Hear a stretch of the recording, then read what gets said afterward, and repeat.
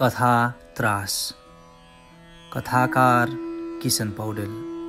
वाचन म सहदेव पौडेल। उसले लामो श्वास तान्यो र एकछिन फोक्सोभित्र राख्यो र फाल्यो। पुनः तान्यो, फाल्यो र लामो सुस्केर हाल्दै आँखा चिम्लियो। अस्पतालमा अक्सिजन नपाएर छटपटिएका हृदय विदारक समाचारहरू उसको मानसपटलमा दौडिन थाले। जुरुक्क उठ्यो, कोठाको एउटा कुनाबाट अर्को कुनामा पुगेर चर्किएको ऐना हेर्यो।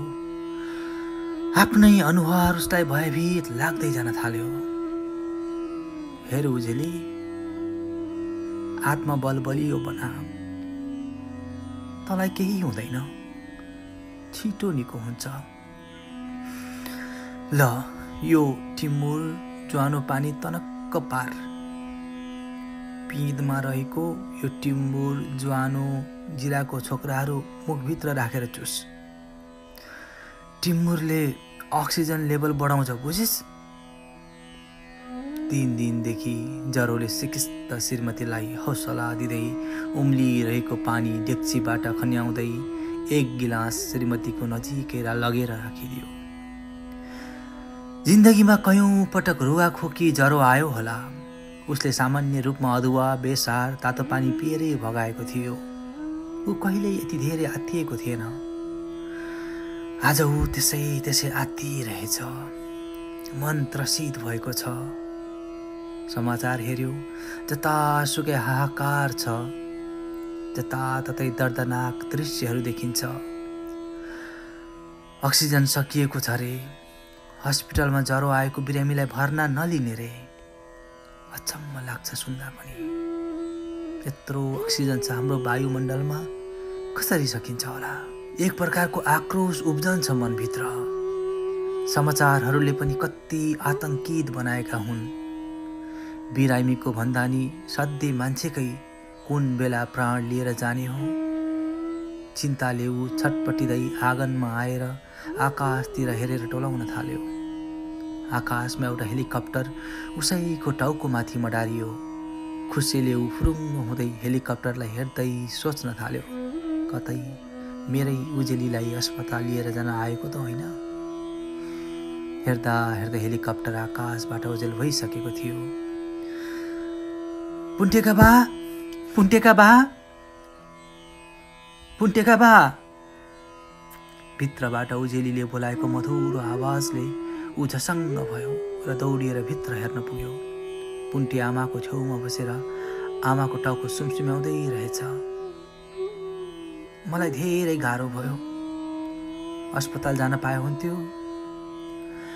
उजेलीले पीडा मिश्रित स्वरले ऊ झनै विचलित हुँदै गयो। खै कसरी अस्पतालसम्म पुर्याउने होला? छरछिमेक हेर्नसम्म पनि आएका छैनन्। सवारी साधन गाउँमा एउटै चलेको छैन।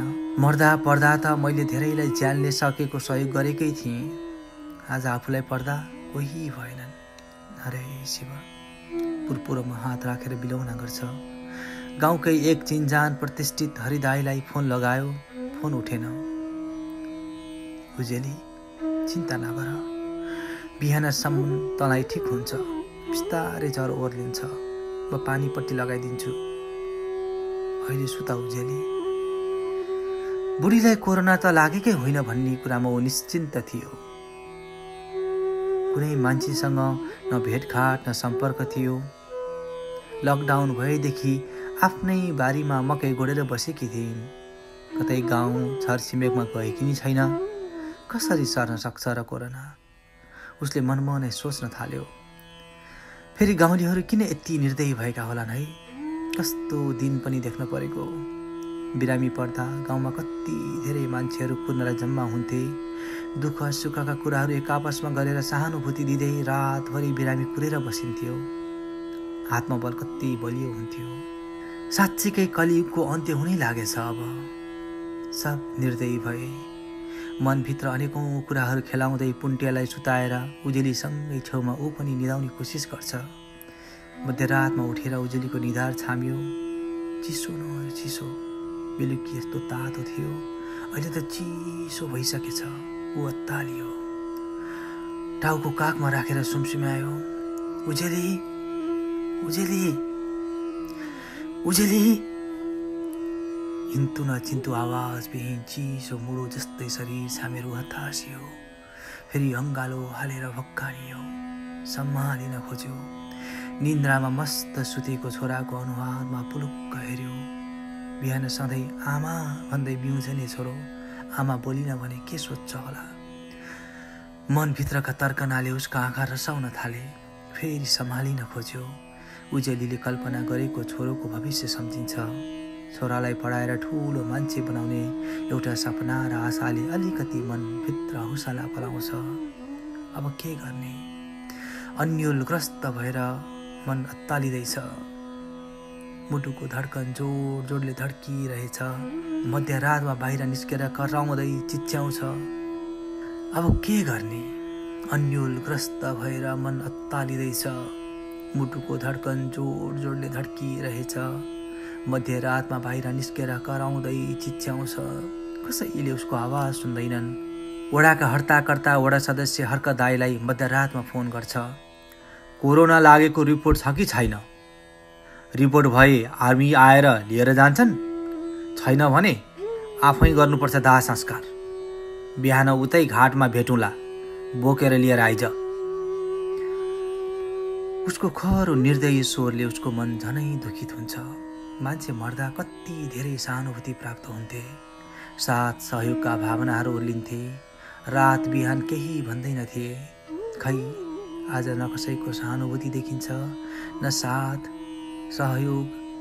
मान्छेको मृत्यु पनि कति सस्तो हुँदै गएछ। कुकुर बिरालोको मृत्यु जस्तै लाग्न थाल्यो उसलाई। टाउकोमा हात राखेर एक्लै बिलौनामा धेरै आँसु बगायो। गरिबीले आक्रान्त बनाएको सहाराविहीन एक्लो जिन्दगी व्यर्थ लाग्न थाल्छ उसलाई। मस्त सुतिरहेको छोराको अनुहारमा पुलुक्क हेर्छ। छोराको निधारमा हात राख्छ। सुतिरहनु बाबु, म आमालाई अस्पताल लिएर जान्छु। एउटा झुठो आश्वासन पनि उसलाई मिठो लाग्छ। जुरुक्क उठेर श्रीमतीलाई सकि नसकी काँधमा बोकेर घर बाहिर निस्किन्छ। अँध्यारो बाटो, कान्ला कुन्ली, कति पटक ठेस लाग्यो, कति काँडा बिच्यो, उसलाई अत्तो पत्तो छैन। झिसमिसे उज्यालोमा तल बगरको घाटमा पुग्यो। सुनसान खोलाको कलकल आवाज बाहेक अरू केही थिएन। उजेलीलाई भुइँमा राखेर त्यही बेर श्रीमतीको अनुहार हेरिरह्यो र टाको छोडेर रोयो। उसको रुहाईले शान्त निश्चल झिसमिसे प्रहरलाई नमिठो गरी चिर्यो। 2-4 गाउँलेहरूले दाउरा ल्याएर टाढेबाट फालिदिए। कोही उसका नजिक परेनन्। अलि टाढै बस, हामीलाई फेरि कोरोना सर्छ।